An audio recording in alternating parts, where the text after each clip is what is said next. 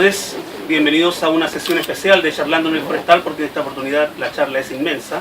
Es la presentación del libro Espacio Austral, antología de ciencia ficción chileno-argentina, y Carlos Reyes conversará con algunos de los autores. Luego ustedes pueden hacer algunas preguntas, ojalá malas preguntas, para que lo pasemos bien. Entonces, jóvenes. Muchas gracias, bienvenidos, un aplauso.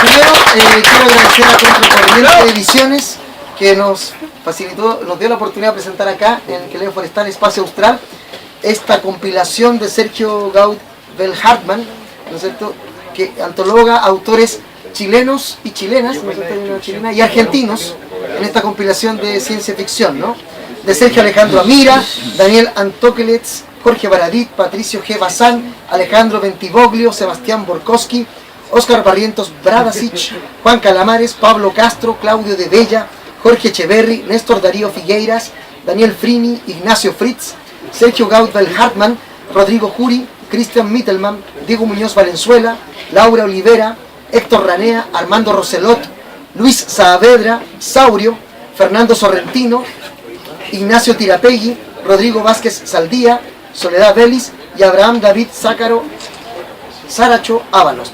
¡Bravo! Un aplauso. Todos estos escritores y escritoras afortunadamente no van a estar aquí porque si no sería una mesa interminable. Vamos a tener varios cambios en la mesa, vamos a hablar alrededor de 2 horas con cada uno de los autores y luego vamos a hacer un recambio. Así que vayan a comprarse un sándwich y vuelvan. No, vamos a tratar de que sea lo más agradable posible y yo voy a comenzar azarosamente en el orden en que están en el libro, leyendo algunos fragmentos de los cuentos de todos, no necesariamente de los que están aquí conmigo. Entonces el primero es Sergio Alejandro Amira. Todos somos máquinas, mi querida Ryoko. Después de todo, hace tiempo que Descartes analogó el cuerpo biológico con el mecánico. No es relevante si el cuerpo está constituido de carne o metal. En ambos casos, se trata simplemente de controlar las interfaces electroquímicas, regularizar las cadenas de asociación, facilitar los patrones neuronales de retroalimentación, reforzar las conexiones apropiadas de entrada. En definitiva, es una cuestión de reconocimiento y memoria. Así se puede leer entonces el primer cuento del libro de Sergio Alejandro Amira, Aoi Kokoro. Muchachos, tengo aquí conmigo a Rodrigo Juri, al señor Luis Saavedra y al señor Juan Calamares. Otra vez. Muchas gracias. Juan, ¿has participado en muchas antologías? No, participé en Poliedro 5 con mi amigo Luis Saavedra y esta sería mi... Poliedro, que es un proyecto que más o menos maneja, entre otras personas, Luis Saavedra. Luis Saavedra, sí. El padrino de la ciencia ficción chilena, se dice. Sí, también hay otras personas que están junto a él, pero que no las han nombrado, como Armando. Sí, claro, exacto. Juan, ¿por qué la ciencia ficción? ¿Por qué la fantasía? ¿Qué te gusta? ¿Qué te atrae de ese universo? Bueno, hay un vínculo empático que tiene que ver con las cosas que uno disfruta de niño, pero luego si uno quiere ahondar en la ciencia ficción puede encontrar muchas otras cosas más que digamos que la literatura realista no aborda porque quizás no tenga los mecanismos. La literatura de ciencia ficción nos permite evaluar en perspectiva lo que puede ser la sociedad.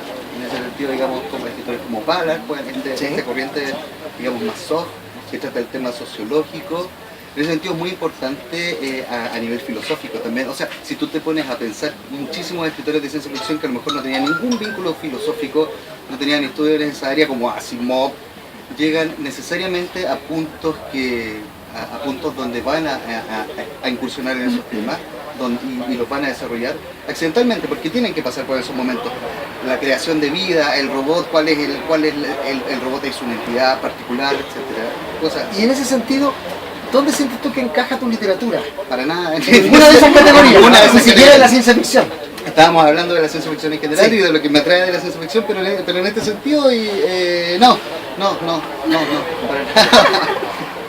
Es habitual que la gente que escribe ciencia ficción o fantasía a veces no encaja en los cánones y a veces están en estos géneros porque no está en la cosa realista, pero tampoco está en otras, ¿no? Sí, básicamente yo podría decir que en el cuento que aparece acá es más bien literatura fantástica. Voy a leer un fragmento de tu texto. Sí. Escogido, dice: estaba tan turbado que me puse a dar vueltas en el mismo sitio como un loco, cuando de pronto apareció una turba de chiquillos con una carretilla. La carretilla rebalsaba de algo irreconocible. una cosa orgánica que crecía y se desinflaba, parecida a una rana, pero no una rana normal, sino muerta y que ha vuelto a la vida por electroshock. Un ser espantoso. Salí corriendo muerto de miedo y llegué a casa de Sofía, la vecina de Sapiola. Sí. Ahí está, ¿no? ¿Quién es Sapiola? ¿Quién es Sapiola? ¿Se puede revelar? ¿Existe ese personaje? Sí, bueno, si la persona afectada no tiene problema, sí, ¿Quién lo es? revelamos. Es como si hubiese sabido. Yo por eso yo sabía que era él, pero sí. como él dijo, dije, ¿se atreverá Calamares a declarar que es él? O sea, yo soy un gran amigo de Luis y no me gusta importunarlo ni ponerlo en vergüenza, pero por lo tanto no quiere cambiar el nombre, pero ahora sí él quiere. Sí. Sí, El cuento tuyo... De todos modos, sería muy loco asumir que Luis Saavedra de este cuento es Luis Saavedra real, porque no hay características de él. O sea, Luis Saavedra de verdad no vive en una media agua arriba del Costanera Center. Menos mal. Bueno, además, el Los título dos del libro parodiantes. no debería afectarlo porque dice que se llama así el cuento, el falaz manipulador Luis Saavedra. No lo afecta en absoluto, ¿no? Sería bueno que nos enteráramos que es Luis Saavedra ahora ya, y quizás podría haber una nota en el libro. Paren las imprentas, ponemos un papelito, quizás el marcador del libro Quizás la portada del libro puede haber sido Luis Saavedra con esa palabra inspirado de Star Wars. en Luis Saavedra. Luis, sí. Luis, tú has sido durante muchos años no solo un escritor de ciencia ficción reconocido en el ambiente entre sus pares, sino que también un gran gestor del mundo de la ciencia ficción. ¿Ya no basta con escribir solamente? La pregunta debería haber sido al revés, porque yo empecé siendo gestor, Perfecto. Respecto de las cosas de la ciencia ficción. Empecé el año 89, cuando era muy joven, tenía 45 años. Ya. Y Moisés Jason, precisamente, que debería estar acá, me impulsó a... Moisés Jason, aclaremos para la gente que no lo conoce, también es un investigador de la ciencia ficción chilena, tanto en cómics como en novelas o cuentos. Y él en realidad es mi modelo para haberme inscrito dentro de la ciencia ficción, haciendo publicaciones, haciendo eventos, y después me encontré de que yo también quería ser una de la parte creadora, de escribir, que siempre la tuve, pero siempre la tuve en forma deprimida frente a otra figura que era el divulgador. Tus cuentos, que yo he leído varios de ellos ya, son bastante íntimos, diría yo, una ciencia ficción como muy interior, muy íntima, no sé cómo calificarla. Sí, y son muy tristes también. Yo siempre tenía esa saudade de nostalgia por otras épocas, por otras...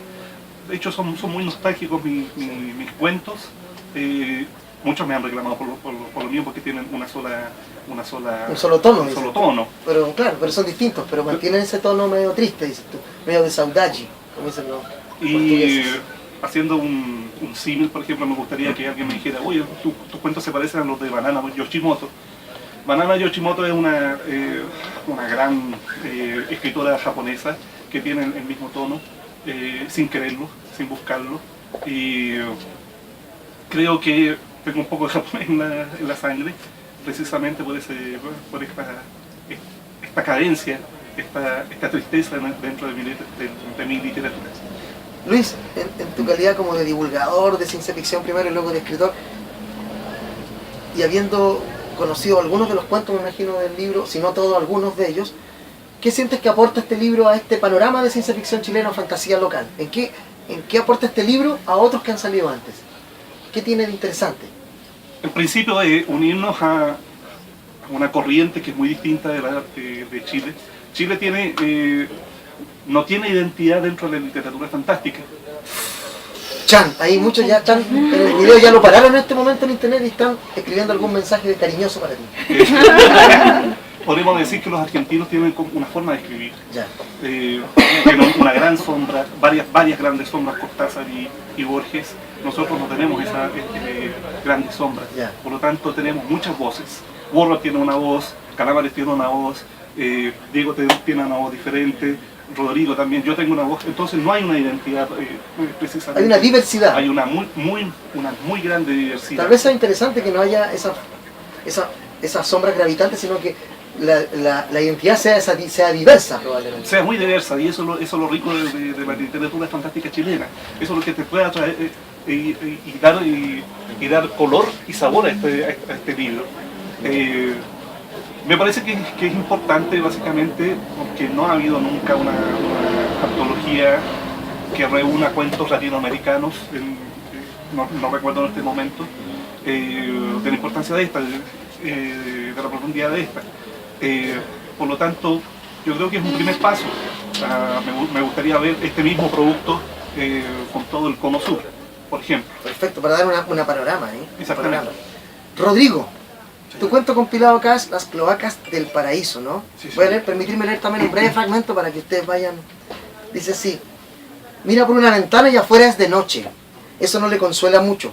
Con seguridad el cliente lo ha paseado sin ningún miramiento por la superficie, exponiendo su cuerpo a los dañinos rayos ultravioleta del sol, e incluso era posible que lo hubiese llevado hasta las ruinas de la ciudad, que siguen siendo radiactivas, aunque hayan pasado varias décadas desde el último bombardeo. ¿No? Aquí hablas tú, esa habitual imagen de ciencia ficción del mundo destruido, destrozado. ¿Esa es una de tus preocupaciones cuando escribes? ¿O apareció casualmente en este cuento solamente? ¿O está a través de todos tus textos dispersos esa visión? A ver, sí, pero desde una perspectiva distinta. A ver. Yo soy un escritor bastante optimista. Al final, mis cuentos son todo lo contrario a la corriente cyberpunk. Ya, yo creo. Ahora, ¿por qué? Porque normalmente parto de una situación difícil, complicada, pero mi tema es la reconstrucción, es la reedificación de la civilización, más que lamentarse en el desastre. Entonces, yo no hablo del desastre, hablo de cómo nos volvemos a levantar. Claro. Bueno, y en este cuento yo no voy a revelar aquí de qué se trata, pero en el fondo también pones en el tapete un tema candente en la sociedad chilena de los últimos años, un tema no muy grato, digamos, ¿no? Que lo evidencia a través de esta pequeña historia con ribetes de ciencia ficción, ¿no? ¿La ciencia ficción es un pretexto para contar esos temas a veces? ¿Para abordar ese tipo de temas? Yo, el debate entre muy antiguo y que explicaron muy bien Lewis y Tolkien, ¿no es cierto? Donde Lewis planteaba que la literatura era una herramienta alegórica y Tolkien decía que un escritor honesto debía entretener primariamente y si su interés era educar o pasar algún tipo de mensaje debía declararlo. Bueno, yo estoy en la línea de Tolkien, ¿ya? Yo escribo para entretener. No es mi intención una segunda lectura del cuento. ¿Ya? Si bien, obviamente hay, por ejemplo en ese cuento, hay todo un tema de identidad, que es lo que yo quiero un poco expresar, un poco de enfrentar o contrastar las ideas del concepto de identidad, hasta ahí no. Yo no es mi intención hacer una analogía o una alegoría de nada. ¿Ya? Perfecto. Bueno, quiero dar un aplauso entonces a esta primera pasada de ustedes. Esta ha sido una noche de mucho aplauso, ¿eh? Muchas gracias. No se vayan porque después tienen que firmar libros acá a la gente que ha venido aquí a verlos. ¿Y el vino, no? El vino de honor, no hay un café de honor, creo. Yo ¿Quieres pensé que decir no algo? iban a hacer preguntas. No, después. Pero Bueno, ¿quieren hacer una pregunta ahora? O que ya parece. Ya, preguntemos. ¿Cuánto calza? Me dice. Ya. Gracias. Bien, invito entonces aquí ahora a Diego Muñoz, Ignacio Tirapegui y Armando Roselot. Don Diego, por favor. Acá. Ignacio y Armando. Como siempre, Tirapegui estaba abstraído de la realidad. Por allá, por favor. Estaba en una dimensión paralela. Mientras tanto, yo voy a leer otro fragmento de un cuento, ¿no es cierto?, que está en el libro, se llama La carne es verde, Daniel Antoquelets. Dice así: mientras tanto, la enfermería de la Lux Solaris comienza a poblarse. Los primeros tripulantes que advierten que su piel se ha teñido de verde son los que están de guardia. Un verde casi fosforescente. Capitán enfermería, suena por los parlantes de la nave. El capitán Werner, tan verde como cualquiera, se dirige a enfermería. Al pasar por ingeniería ve a Cacho trabajando en la consola de motores. Cacho, ¿qué ha sucedido? Estamos todos verdes. ¿Vio qué lindo color? ¿Le saltaron los últimos fusibles que le quedaban en la cabeza a Bermúdez? No, capitán, simplemente me siento bien. ¿Usted siente algo malo? No, en realidad me siento bien. Ese es el cuento con ribetes de humor, ¿no es cierto?, de este autor argentino, Daniel Antoquelets. La carne es verde, efectivamente, la carne se torna verde. Diego Muñoz, bienvenido. Bienvenidos los tres. Aquí está Diego, ahí está Ignacio y Armando, para que lo ubiquen. Diego, también. la misma pregunta que le hice antes a los muchachos. ¿Por qué entre todos los géneros, el policíaco, la aventura, por qué la ciencia ficción? ¿De dónde viene ese gusto? ¿De infancia? ¿Qué? ¿Alguna película, alguna novela que marcó su vida? Yo entre las lecturas primeras que tuve son lecturas de ciencia ficción. Era fines de los 60, yo estaba entre los 10, 12 años. Por lo tanto, ese es un momento de mucha alza de la ciencia ficción, que tenía que ver también con los vuelos espaciales, que eran una realidad en esa época que parecía que se iba a convertir en un acelerado desarrollo. Y ahí ya ahí quedó, digamos, poco tiempo después, y probablemente eso no lo podría equiparar con un descenso, digamos, en el interés, incluso la desaparición de algunas temáticas. Pero así partió. Yo era un devorador de libros, por lo tanto leía muchas cosas, pero también me fui quedando con algunos autores que a mí me hacían mucho más sentido, digamos. Bueno, los clásicos, Heinlein, Asimov, Bradbury. Ahora, yo leía de todo también al mismo tiempo. A mí me encanta la ciencia ficción, leía de todo, y pienso que hay literatura y que las fronteras de repente las inventamos nosotros, porque seguramente no he leído este libro todavía completo, no lleva ventaja ahí, pero es interesante ver cuál es la frontera, porque seguramente aquí algunos mismos dicen lo mío es más literatura fantástica que ciencia ficción. Finalmente el público decide, ¿no? El público te lee y dice, yo veo tu cuento así, y uno dice, bueno, será, ¿no? Será, claro. ¿Tú sientes que hay una explosión, un interés o una avidez de parte del público y de escritores o escritoras por la ciencia ficción ahora en Chile, y especialmente la local, o no? ¿O siempre ha sido igual para ti? Mira, hubo un momento en que la ciencia ficción local había desaparecido. Yo creo que junto más o menos uno puede relacionar con el golpe militar. En el golpe militar, claro, uno puede decir, murió todo, digamos, ¿no? Murió todo en realidad. Pero claro, pero también la ciencia ficción no es producción prácticamente de literatura fantástica durante ese periodo. Después empieza a levantarse la industria editorial, pero como que no se atreven. Yo creo que ahí puse mi granito de arena con la novela Flores para un Ciego, que abrió paso, yo creo, a decir, bueno, se puede publicar esto y puede tener acogida del público. ¿Y ves ahora un buen momento respecto de esa época? Entonces, en ese momento que hay un silencio, hoy día hay un interés mayor, hay editoriales de distintos tipos y tamaños interesadas en esto. Normalmente son las editoriales, yo diría las microeditoriales y las editoriales pequeñas las que son más osadas, las que publican aquello que no se atreven a publicar las más grandes. Pero eso ofrece una diversidad de espacios que es genial. Un libro como este, que tú me contabas qué importancia tiene, bueno, saber qué es lo que se está produciendo. El único otro libro antológico relativamente reciente es la antología que hicieron en Puerto de Escape, ¿no? Y Años Luz no se encuentra, ya es imposible. Años Luz de nosotros, no sé por qué no la publicaron, pero estaba el otro día. Sí, pero Poliedro es una revista, un libro periódico. Y más pequeño, porque y además este es internacional. Entonces, está bien, existe Poliedro como compilación, que es la que hablamos que haces tú con Luis, que ya desapareció por ahí, ya no lo veo. Genera un puente interno aquí en Chile y genera un puente con Argentina también, que eso es muy interesante. Yo me escribía, ¿no es cierto?, con nuestro antologador, con Sergio Gato, pero no lo conocía. Ahora pasé por Buenos Aires, nos tomamos un café, estuvimos conversando largo rato. Eso es interesante. Entonces también estos puentes son, y eso vale para todos, digamos, seguramente él va a venir para acá. De hecho viene mi hijo por aquí en Chile. Me dijeron acá, la editorial dijo que parece que se iba a venir en un momento. A lo mejor él viene acá y nunca habla con nadie, pero... Mejor ya aquí con amigos, puede invitarnos a comer a todos. Oye, quiero leer un fragmento de tu cuento. Se llama el otro segmento, el cuento de Diego Muñoz Valenzuela. Voy a leer un pequeño fragmento. Dice: creo que siempre hay uno de ellos cerca mientras duermo. Simulan actividades para que no me sienta cercado, pero lo mismo da su delicadeza. La verdad es que me someten a una vigilancia continua y estricta. ¿Qué puede haber detrás de esa pantalla? ¿Cuál es la razón del peligro almacenado en sus memorias? ¿Por qué les temo ahora? ¿Por qué ellos me temen a mí? ¿No? Armando, tú ya has estado acá en la casa al menos una vez. Así es. Una vez.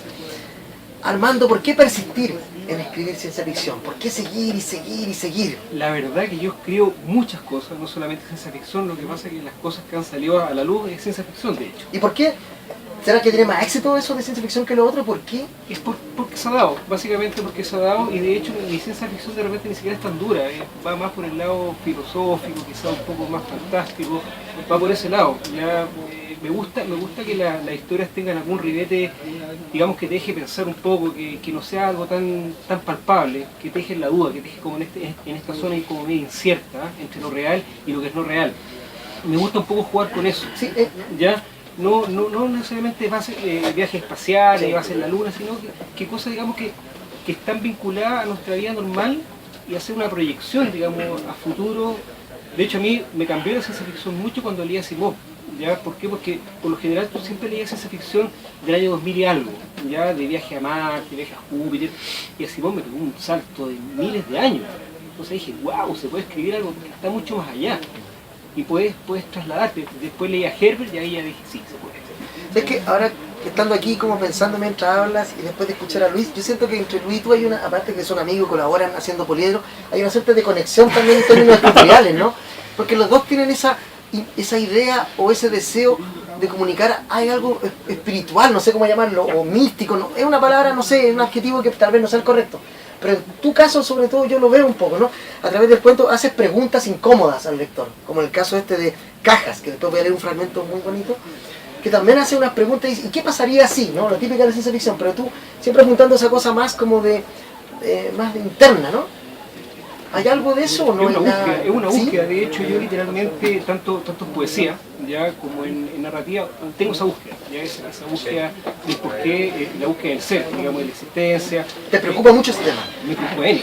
De hecho está dentro de mi literatura y está en casi todo lo que escribo, ya de esta cosa que va más allá de lo físico, básicamente. ¿Y tú tienes en tu vida fuera de la literatura una búsqueda espiritual de ese tipo? ¿Lecturas, grupos a los que participas? Lecturas. ¿No? Lecturas. No me meto en sectas.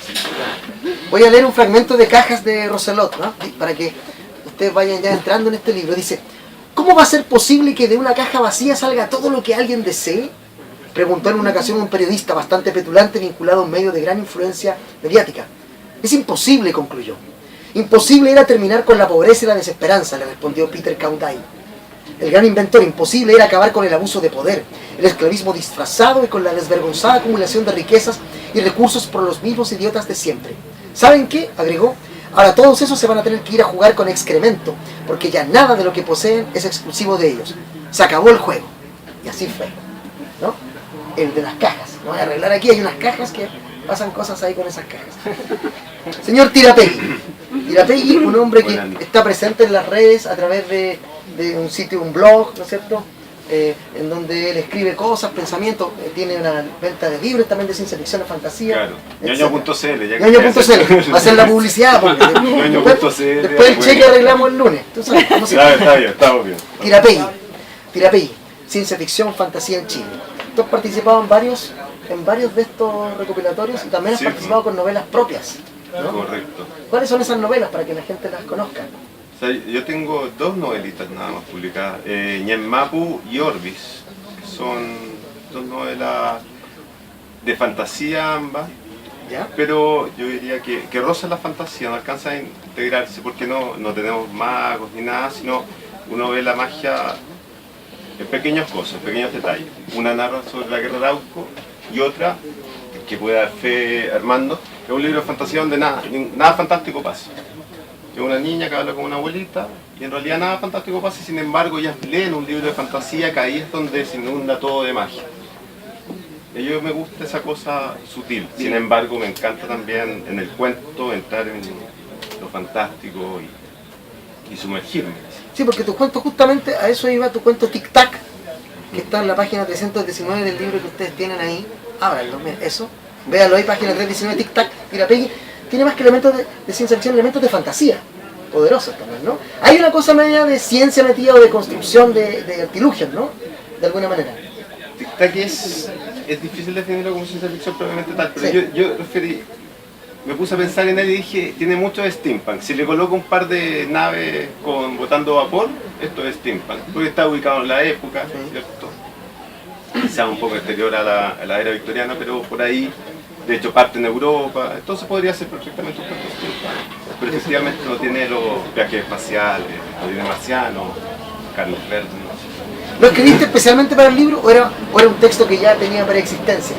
Tenía preexistencia, ese cuento ganó un concurso en España y había sido publicado ya, pero hace como 3 años atrás, una cosa así. Y esa pregunta para todos, algunos de estos cuentos estaban pensando, ustedes siempre tienen muchos más cuentos de los que aparecen en sus compilaciones, me imagino, ¿no? ¿Todos tienen más de lo que se ve? Sí, sí, uno sí, se sumerge. Sí, por ser un editor interesado ahí, claro, Sí, todos ya los- saben. Hay que tener Oye, ese la material, hay que salida tener del material. programa, ¿no? Ay, ¿producen mucho ustedes? Hay que tratar de producir para ¿Siempre estar tienen ahí? preparado. ¿Hay novelas, por ejemplo, no publicadas? Sí, pues. ¿Sí? ¿Hay? Sí, yo acabo de terminar una, pero el próximo año pues la publico. ¿Sí? ¿Tú dices que sí? Cuatro novelas libros, terminadas. sí. No, los libros de cuentos también. pero dos ¿Y novelas. esas ustedes las van leyendo cada cierto tiempo y puliendo o ya lo abandonan eso ustedes? Una vez que amenaza publicación, ¿lo vuelven a revisar? No, hay que ir leyendo constantemente. Sí, Hay en que- tu caso hay que- sí. Sí, yo las reviso cada 3 meses.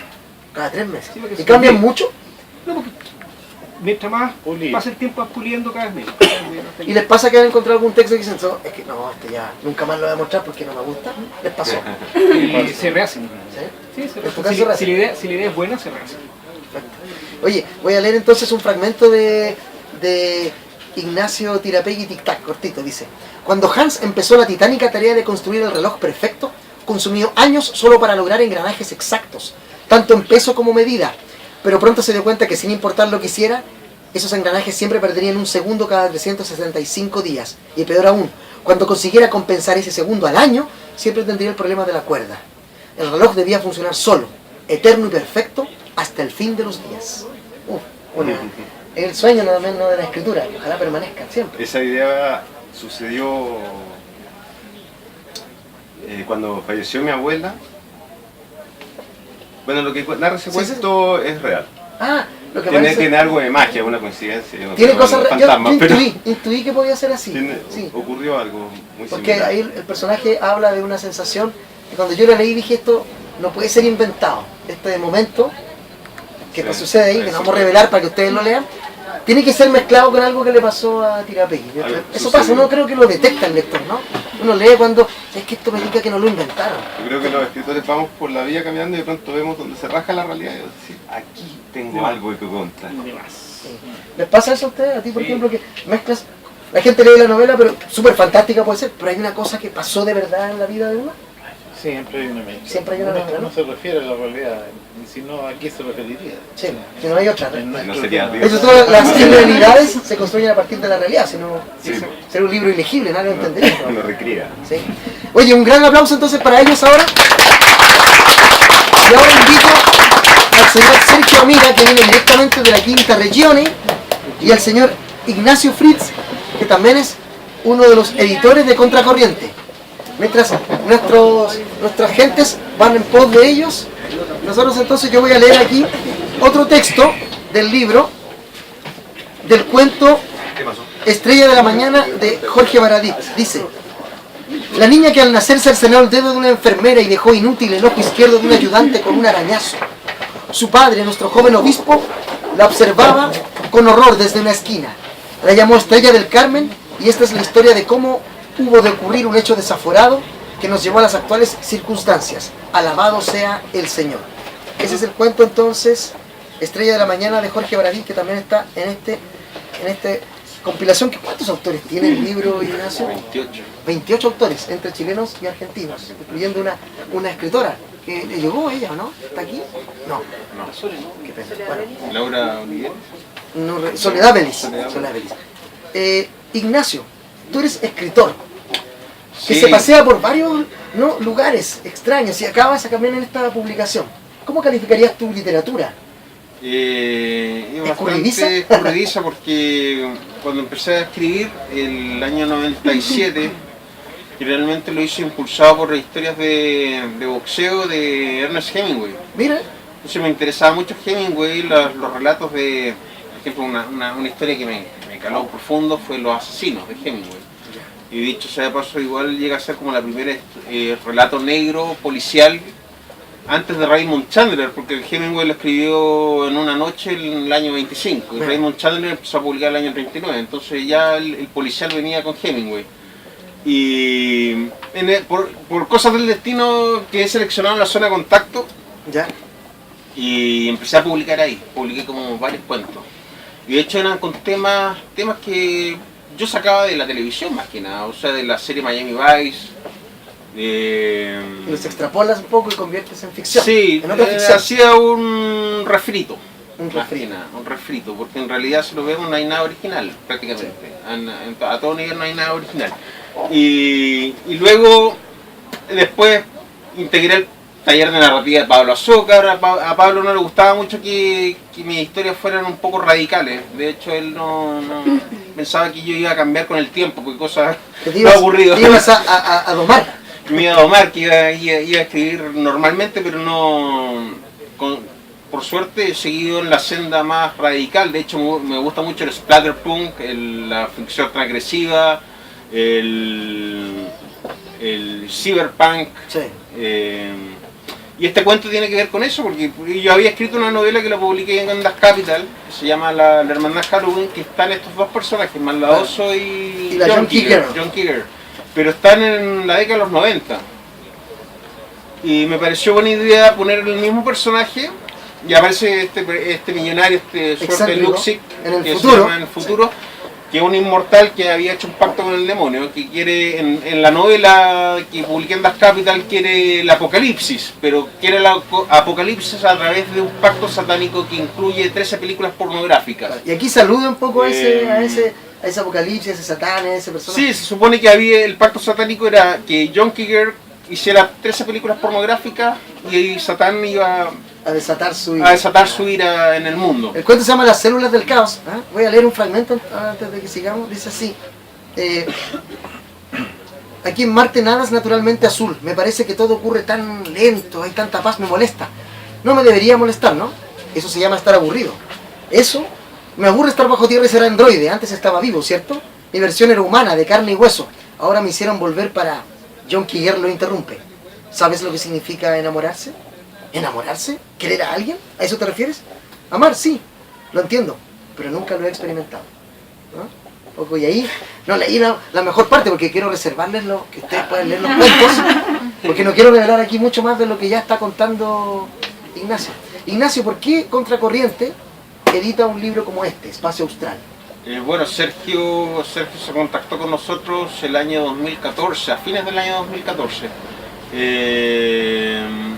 Nos contactamos en un viaje a Buenos Aires, donde nos tomamos un café y me pareció un tipo que sabía bastante del tema de ciencia ficción. Era, por decirlo de alguna manera, no era ningún chanta. En el fondo me pareció un tipo respetable. De hecho, me llamó mucho la atención que hubiese sido finalista un premio que es súper complejo.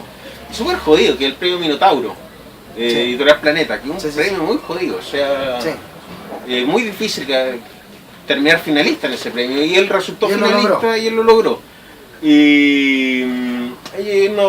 O sea, le dijimos ya, podemos publicar perfectamente, hablamos como una hora y después pasaron 6 meses, nos entregó los cuentos.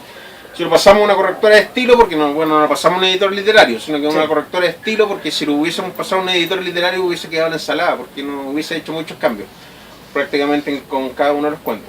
Y lo publicamos, básicamente. Y Sergio, ahora último estuvimos en Buenos Aires en marzo, y nos juntamos de nuevo con Sergio y él me comentó que había hecho una antología anterior con la editorial Bajo los Hielos que se llama Poliedro Quinto. Yo había leído varios poliedros que lo había publicado editorial Forja y me parecía buen material. De hecho había muchos de esos autores que están acá. Sí, están acá, exactamente. Yo creo que la mayoría están acá, ¿no, Sergio? Sí, Pablo Castro. Sí. Están casi todos, sí. Pablo Castro, Sergio Alejandro Mira Pero de algún modo siento que Contracorriente entra perfecto en esta antología, ¿no? Porque uno viendo los otros libros que tienen, hay puntos de conexión de alguna manera, ¿o no?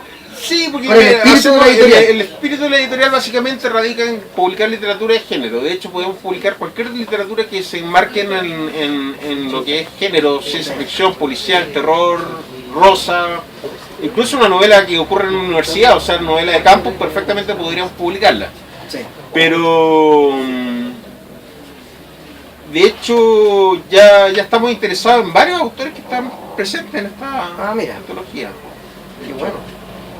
como Sergio, por ejemplo. Pasemos a Sergio. Sergio, yo ya leí un fragmento de tu cuento cuando tú estabas, todavía no habías llegado, al principio de la charla, fue el primer texto que leí. Estaba tomando un choc. Te estaba tomando un shock. En estado de intemperancia, entonces, es bueno preguntarle a Sergio cosas que no respondería en otras condiciones. Sergio, ¿hay un buen momento de la ciencia ficción chilena? ¿Hay un mal momento? ¡Qué buena pregunta! No, es una pregunta que nadie ha hecho nunca. Te apuesto que jamás has escuchado esa pregunta. No, en serio. No, sí, ¿Sientes no, que hay una ebullición o nada? Esto no es nada, tú lo has vivido otras veces. Hubo un buen momento. Sí, ¿cuándo? De hecho, con Luis lo conversé. A ver. Le dije, tengo una teoría. Claro que él la echó por tierra, pero Pero digámosla acá, puede que mucha gente la comparta. yo creo que hubo un momento en que esto prometía que se iba a desatar. Que se iba a desatar y que se iba a consolidar. En 2005 con Yggdrasil. ¿Ya? Jorge Baradit, el 2005 con Yggdrasil, ahí fue como que se abrieron las anchas a la red. Pero no pasó nada. ¿Qué esperabas tú que pasara? ¿Cuál era el sueño de Amira? ¿Qué te gustaría que hubiese pasado? Que las grandes editoriales hubiesen ampliado el catálogo de autores a otros autores que no fueran Jorge Baradit y Jorge Baradit, en el fondo, porque él fue el único que fue publicado por una editorial grande. Y era porque básicamente no... Y estaban las novelas conspirativas de Francisco Ortega también. Pero no, Y Mike Wilson pero no son Pero ciencia llegaron ficción. de- llegaron No son después, ciencia ficción. llegaron después. Claro, eso, la verdadera ciencia ficción, o la única ciencia ficción que llegó a una editorial grande fue Yggdrasil, y luego 5. Y nunca más pasó nada, y ahora ya considero que ¿Tú sientes que la apareció ciencia ese ficción momento? ahora ya pasó, ahora la ciencia ficción volvió a ocultarse bajo esa piedra de donde estaba antes que Jorge la pusiera en la atención Pues digamos, tengo de la más media. entendido que Yggdrasil, Andrea Palet, que era la editora de Ediciones B en esa época, no tenía ganas de publicarla. De hecho, Probablemente. tuvieron que convencerla. No tenía ganas de publicarla. La publicaron y Jorge incurrió en esas cosas irrisorias de los escritores nobles de hacerse poleras con la portada del libro. Es ridículo. No, pues, él lo dijo una vez. Pero no, pero... No me lo publicaron con todos. corriente. No, levanten sus poleras. No, pero No, pero es que tú no no, sientes no, que, no. por ejemplo, bueno, tú eres editor y lo ves desde el otro lado. Estas publicaciones, otros libros como este, yo he visto ahí otras, sobre todo editoriales independientes, que están publicando mucha fantasía y mucha ciencia ficción muy interesante, ¿no? Incluso autores, sabemos que en Chile autores importantes también, siempre recaen, finalmente, en algún momento de su carrera, en literatura de género también. ¿Cómo lo ves tú desde Sí, el otro lado, desde el exactamente. editor? Del ¿Hay lado del esperanzas editor, problemas que... Ante esta mirada desoladora, la mira. problema es que dentro del magma que a uno le puede llegar a una editorial, generalmente llegan muchas novelas que no tienen un nivel muy bueno. Generalmente. Curiosamente, el escritor principiante está con todas las ganas de ser escritor y no se fija en la obra, sino que se cree que va a obtener fama y reconocimiento fácilmente y que lo van a entrevistar en un matinal. Cosa que no ocurre, porque generalmente uno es que yo lo digo por experiencia propia. Yo el primer libro lo saqué en un cuarto propio el año 2002 y no pasó absolutamente nada. O sea, salvo una que otra entrevista. Pero no ocurre absolutamente nada. Y hay un falso concepto. La gente, o sea, si uno quiere obtener fama, mejor métase un reality. Pero no, con la escritura no va a obtener nada. O sea, Claro, hay de excepciones. hecho, ¿no? lo dijo Alejandro Zambra. O sea, la literatura no salva a nadie. ¿cachai? A mí particularmente no me gusta mucho Alejandro Zambra, pero tiene razón, la literatura no salva a nadie. Generalmente uno la pasa más mal que ella. De hecho, requiere un trabajo intelectual que nadie, prácticamente ninguna persona normal la tiene. Una disciplina bestial. Yo cuando estoy escribiendo una novela, de hecho la última novela que me la va a presentar Sergio, de hecho, Después de la Después de lo de la tenía rutinas de 6 horas diarias. Y de hecho conozco escritores que Sí, que hacen tienen esa rutinas rutina. de Sí, 10 sí. horas diarias. Sí. O toda una mañana. Y Eso sí. son rutinas bestiales. Y después corregir en la tarde. Sí. Y leer otro tanto. Y se Sergio, pasa más ¿es mal tu que... caso ese? ¿Tienes una rutina así profunda de escribir? Porque tú tienes varios libros ahí a tu haber no publicados. Sí, mi obra inédita es mayor que la publicada. Sí. En el caso también de lo que nos decía Fritz en su cuento, en tu caso también, cuando uno lee mucho de tu literatura, de tus cuentos sueltos, tanto como las novelas, personajes de una pasan a la otra y dialogan entre sí como si fuera un enorme libro, un único gran libro finalmente. Sí, sí, por flojera. ¿Por qué? ¿Cómo por flojera? No entiendo. ¿Por qué? Porque... Explain, como dirían en Doctor Who, explain. Claro, porque es básicamente eso, es una sola historia. Entonces voy sacando capítulos y después lo voy a alargar a una novela, o voy a sacar un pedazo aquí, lo voy a hacer un cuento, y así voy articulándolo, pero es todo como parte de una misma cosa, ¿sí?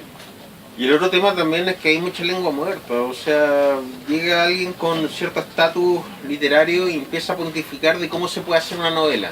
Entonces yo, por ejemplo, la otra vez estuve conversando con una especie de gurú que tengo, y yo le comentaba, precisamente ya, probablemente para ti la novela puede tener sus defectos, pero por ejemplo, Gauguin cuando miraba una obra de Picasso, o sea, probablemente no podría entender por todas las figuras cubistas que tenía Picasso, pero es el estilo de Picasso. O sea, si uno quiere evolucionar en la literatura tiene que hacer cosas que no se han hecho antes. Uno no puede seguir el estilo rígido que se ha ido planteando desde siempre y que aquí voy a hablar de las editoriales mainstream, no han querido sacar, o sea, se sigue publicando lo mismo. Una literatura totalmente... un término...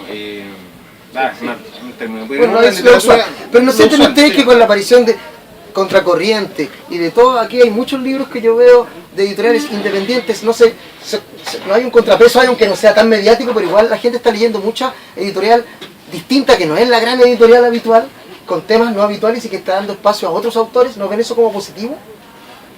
A ver, yo voy a... No, a mí me Tú parece... mismo estás creando una nueva editorial allá en la quinta región con la gente de Mitómano. ¿Eso no es positivo en este ambiente? O sea, a mí me parece súper positivo que exista Espacio Austral, pero me da lata que tenga que venir Sergio Gauca-Larman, con todo el respeto que le tengo a cualquier persona de cualquier otro país, pero ¿por qué esto no lo hizo un chileno? ¿Por qué tiene que venir un argentino? ¿Pero Poliedro no lo está haciendo? Él hizo el prólogo, pero él no eligió. Aquí él seleccionó aquí operó como antologador. En Poliedro creo que fue él escribió el prólogo, pero él no eligió a los autores ni los... No, pero el chileno digo que en las cosas chilenas sí se están... Roselot y Saavedra hacen pero un poco por ejemplo, la selección. Poliedro y todos esos libros existen por sus propios autores, pero no porque haya un editor, o estábamos hablando de las editoriales grandes. Entonces cuando tú ves... Pero ¿por qué los grandes? ¿Por qué no quedarnos felices con que muchas pequeñas están haciendo cosas buenas, ¿no? ¿Por qué desear estar en las grandes ligas si los pequeños pueden crecer? Recordemos que LOMC ahora es medianamente grande y comenzó siendo muy pequeñita. Recordemos que Wellens también estaba en una oficina aquí en una casa y ahora tiene en su casa tenía la oficina, ahora tiene un departamento que arrienda para tener... Van creciendo a veces los pequeños con esfuerzo. ¿No es positivo también eso? Y que ustedes estén publicando estas cosas que son raras también, me parece... A mí me parece, desde acá, desde el lector, me parece maravilloso. O sea, mientras yo esté vivo siempre voy a estar abogando por la literatura bizarra. O sea, de hecho, igual llega a ser un problema, porque cuando uno se encuentra con estos engendros, como los doctores de literatura, uno les plantea temas como Espacio Austral y dicen, no, esto es mierda. Sí. Bueno, pero la gente que está aquí es prueba de que no escucha a los doctores de literatura, sino que escucha su propia voz y compra lo que quiere también. O sea, lo importante acá es el lector. Exacto, eso es lo que me interesa. Como lo que me dijo Antonio Carmetal, lo importante son los lectores, no los... La ecuación importante es gente que escriba y gente que lea a esa gente que escriba. Yo creo que esa es la ecuación maravillosa. Lo importante son los lectores. Oye, demos un aplauso entonces aquí a Fritz y a Mira. Pido a Egle que venga, porque tenemos aquí, sí, tenemos aquí al antologador. Gracias a la tecnología contemporánea, moderna, tenemos al antologador aquí a través de la internet, que está en Buenos Aires en este momento. Siéntate tú conmigo aquí para que hablemos con él. Y muéstralo para que la gente lo vea. Hola, Sergio. Ahí, para la gente. Hola, ¿qué tal? Aquí estamos. Mostrémoslo para que la gente lo vea. Ahí está la gente. Es una telepresencia. Es verdad. No se escucha. Dice que el sonido de la pantalla, yo te voy traduciendo para que te escuchen acá, que el sonido de la pantalla gigante no es bueno, dice él. Claro. Yo quiero hacerte una pregunta, Sergio. Sergio, cuéntanos, ¿por qué hacer una antología de autores chileno-argentinos? ¿Por qué? No sé si había un proyecto así, si esto es inédito o se había hecho antes en el Cono Sur. Nunca se había hecho antes. Nunca se había hecho antes, mira. ¿Y cómo fue cómo hacen la selección de autores y autoras? ¿Cómo llegas a esto?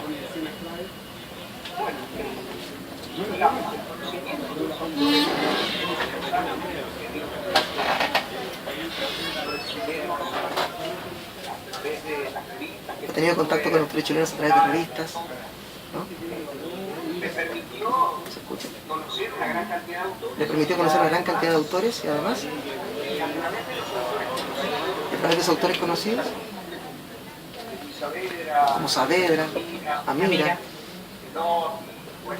exacto, ampliar esa red y dar a conocer a otros autores más que le permitieron armar esta antología y otras de corte latinoamericano, que incluyen incluso escritores chilenos. ¿Sientes que hay un buen momento de este tipo de literatura, al menos en el Cono Sur?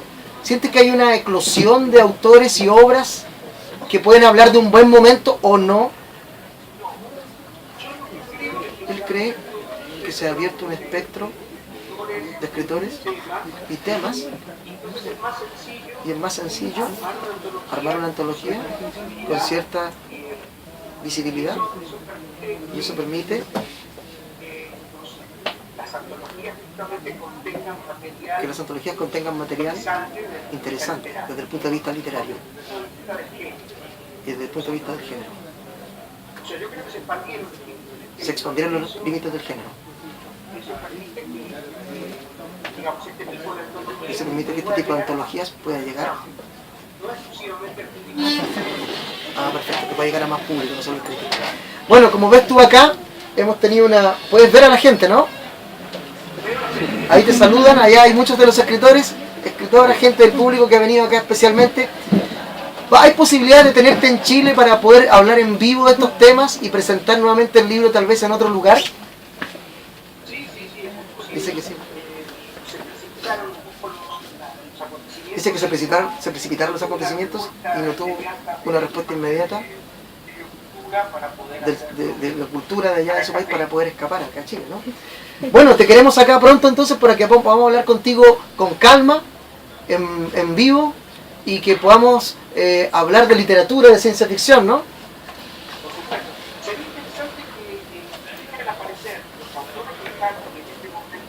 ¿Sí? ¿Le gustaría que los autores que están aquí presentes, sí? Y que conozcan a los autores de allá. Por supuesto, eso es lo que queremos. Tal vez sería bueno que una pequeña delegación de allá viniera para acá, si fuese posible, y una chilena se fuera allá. Sería maravilloso. Eso depende de otros factores, ¿no? ¿Quiénes están ahí? ¿Quieres saber? Mira, aquí. Eglé está aquí. Ignacio Fritz, Sergio Amira. ¿Dónde está? Ahí está Ignacio. Amira. Diego. Muñoz Valenzuela. Muñoz Valenzuela. Por allá. Sí, él lo contó acá, hace un rato contó que estuvieron tomando café contigo. Allá está... Rodrigo Juri. Rodrigo Juri. Allá está Roselot. Ahí está Calamares. Levanta su mano. Tirapegui atrás. Y acá, con la polera de Star Wars, tú puedes ver a... Luis Saavedra. Luis Saavedra. Ellos son los que lograron llegar acá. Eso, viejo amigo Luis Saavedra dice. Bueno. ¿Y allá quién hay? A ver, ¿quiénes están allá?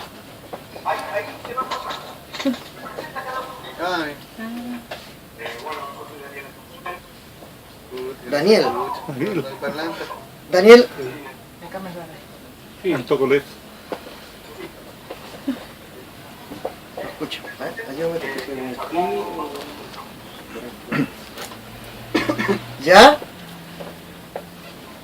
Hola.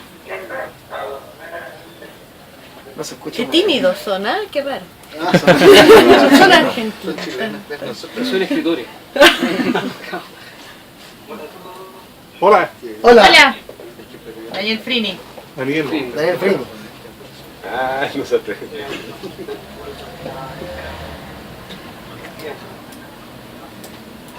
Cronovena Cronadío, es autor de Cronovena Cronadío. Ah, perfecto. Ah, perfecto, sí. Ahí están. Un aplauso entonces. ¿Hay alguien más? Christian Mittelmann. Christian Mittelmann.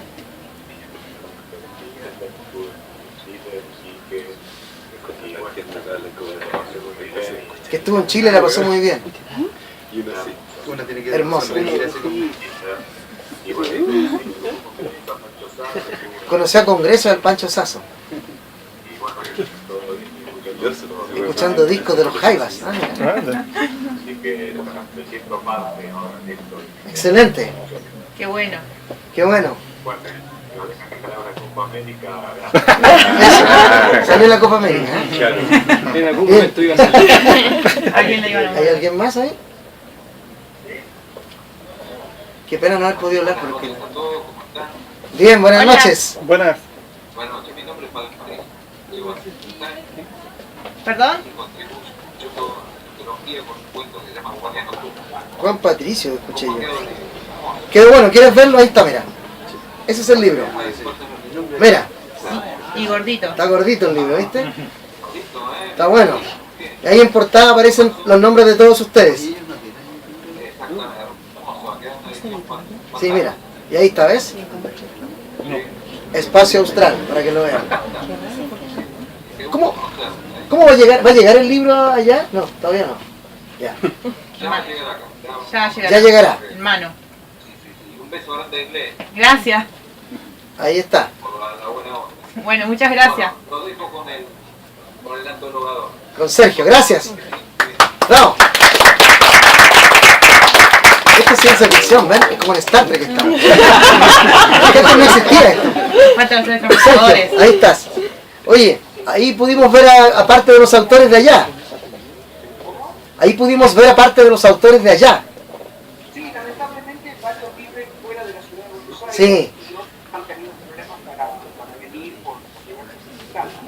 Pero, bueno, de todas formas, como mi esposa viaja a Chile... Su esposa viaja a Chile la semana que viene. ¿Va a poder buscar ejemplares? Y hacer una reunión con más autores. Ah, buenísimo. Súper. Y así que, bueno, después esperemos que tenemos alguna manera de coordinar con algunos de ustedes, a su vez, para hacer la recíproca de la reunión que ustedes hicieron ahí. Excelente, sería muy bueno.